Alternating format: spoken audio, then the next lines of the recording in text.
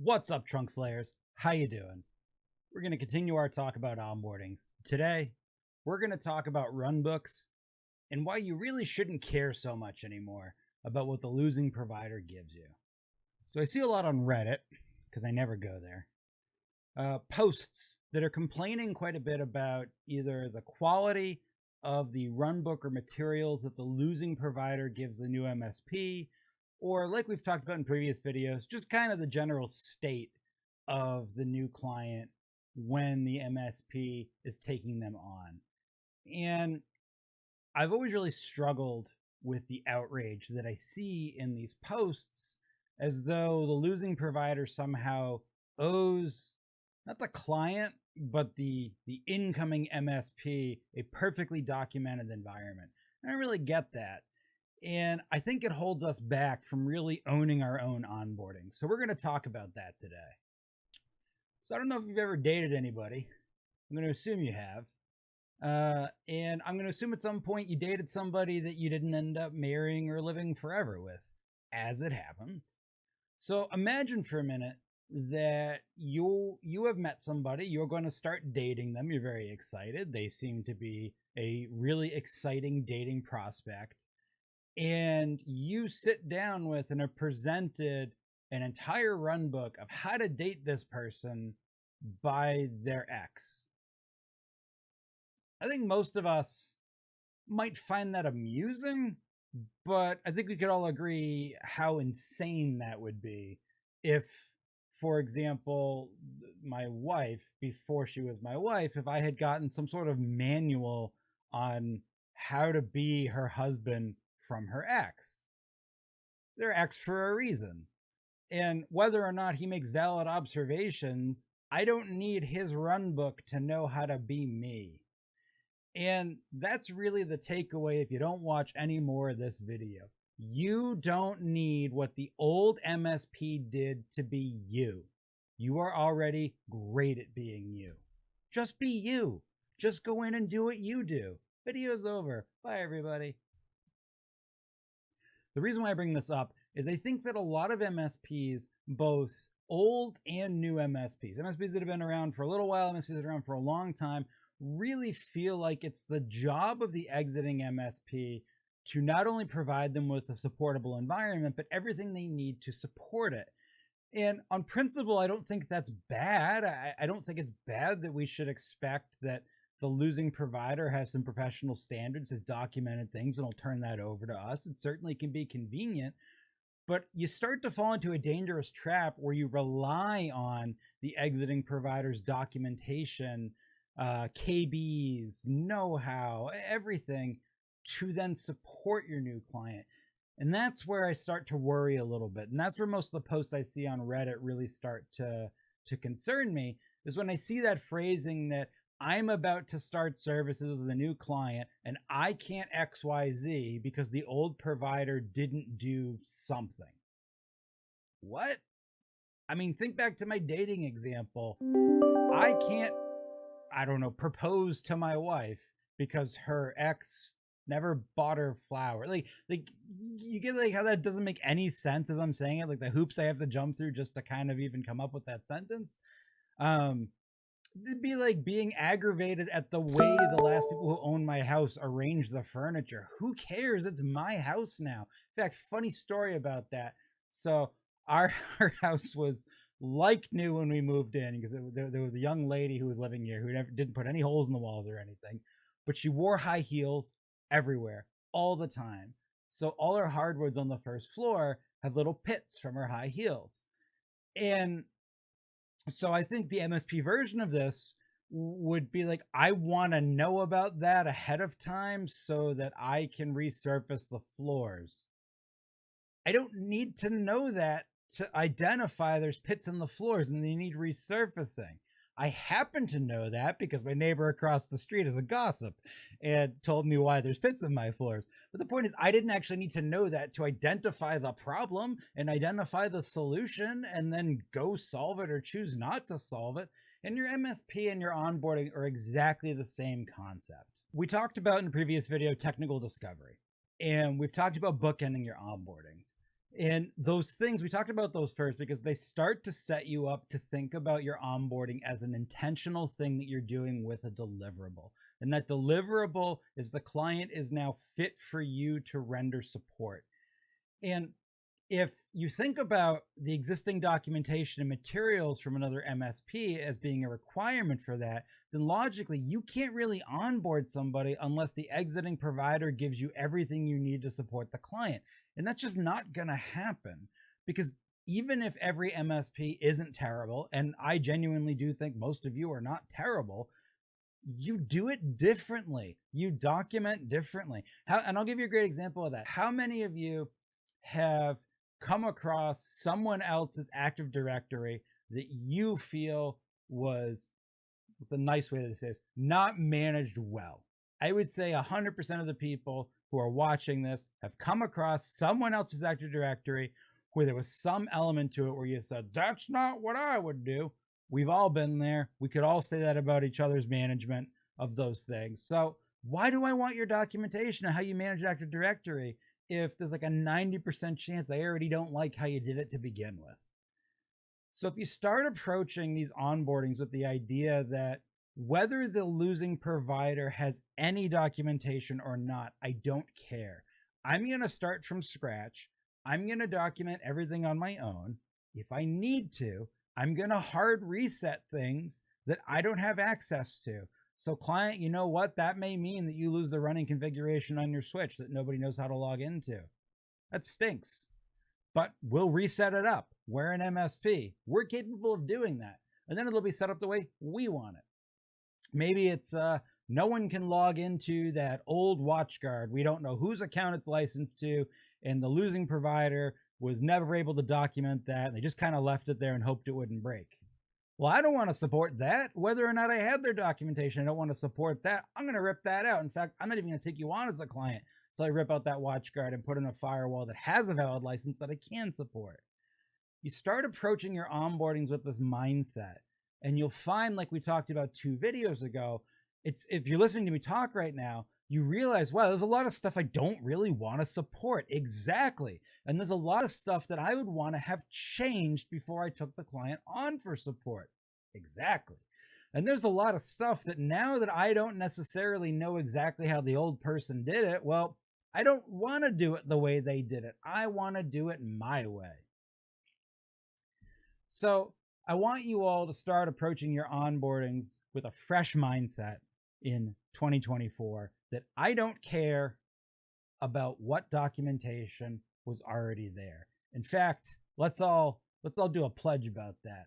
I, MSP, do not care what documentation came before me, because my documentation will be better and will be exactly what I need for me to support my client. That fair? So there's somewhat of a superficially easy hole to poke in everything I just said. And I think some of you are probably thinking this. There are some things that quite literally, if you don't have access to them, are effectively going to shutter anyone's ability to continue with the IT infrastructure until they're replaced. And they're not small, trivial things like a switch. Some examples would be licensing for software, 365, like you know, any sort of SaaS application with licensing, vendor support contracts, really critical administrative passwords. You know, for example, maybe the domain admin. Yeah, I agree. There are some fairly significant pieces of information that if the old provider doesn't have them or is not willing to play ball in disclosing them to you, are absolutely going to interrupt your client's line of business and ability to be open. Yeah, that's correct. If you need to nuke AD and start over because no one can log into the domain, that's absolutely going to disrupt their business. If you don't have any licensing provided to you for all of their, I don't know, they have a Hyper-V cluster, a VMware cluster with a dozen VMs all doing important stuff, and no one seems to know what the licensing is for ESXi or for any of the Windows VMs. That's a problem. Nobody can find the cows. Cows are trust-based. Someone needs to have them. Like, I get it. Like, these things are a big deal. But who are they a big deal for? Are they a big deal for you? Or are they a big deal for the client? And I know that sounds like an almost caustic line to draw, but we talked about this in a previous video. Whose business risk is it that the trust-based cows are gone? Not mine. It may be my problem I'm going to solve. And this isn't about fault.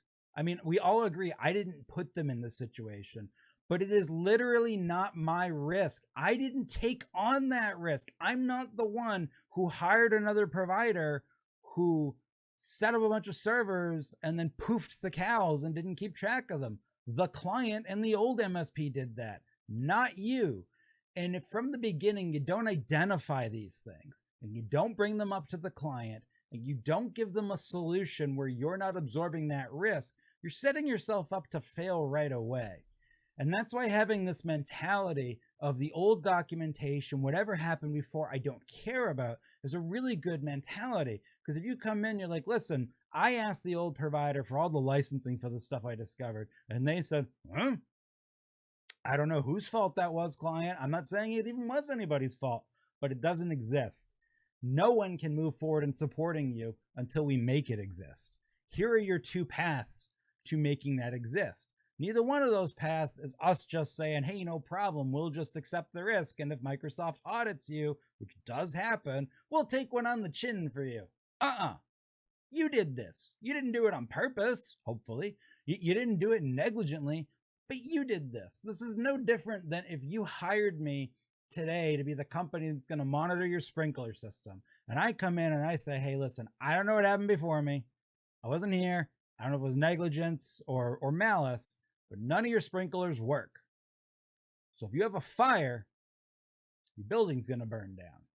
I don't then at that point as your new sprinkler company going, I'm fine with that and I'll maintain your existing sprinklers that don't work. And if your building burns down, it's now my fault. I say, in order for me to support you, I need you to make these changes or your building could burn down.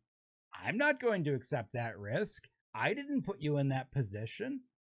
It's the same thing here with an MSP. And you'll notice by me saying this, all of this comes back to the point I've been trying to hammer home through this entire series, which is it sets you up before you start supporting the client to identify all the gaps and deficits in their environment, present them with a plan to fix them for money so that you are not eating these things and fixing them during the course of the support term, lowering your profitability and having a very aggravated client. And if you present all this stuff up front before the person has agreed to support and they say, I'm not fixing any of it, guess what you get to do? You get the option of saying, no, thank you. I don't want you as a client. Just like we talked about in my silly example with relationships. There are going to be times when there are known red flags or known risk ahead of time you discover that you're just going to ignore regardless. In the case of dating, whatever, your monkey brain takes over and there's things where you just say, I don't care that obvious red flag is there. I'm going to look past it. I'm going to accept that risk. And it is what it is.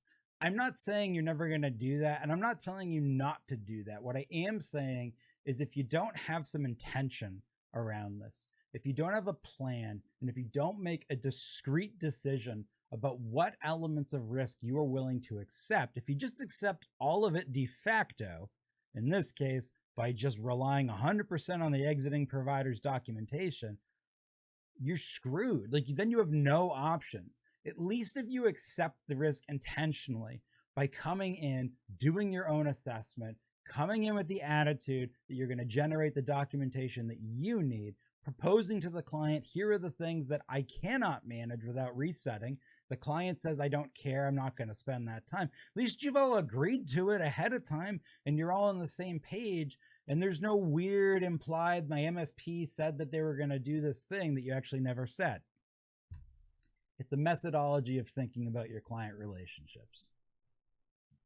So, what do I want you to do going forward?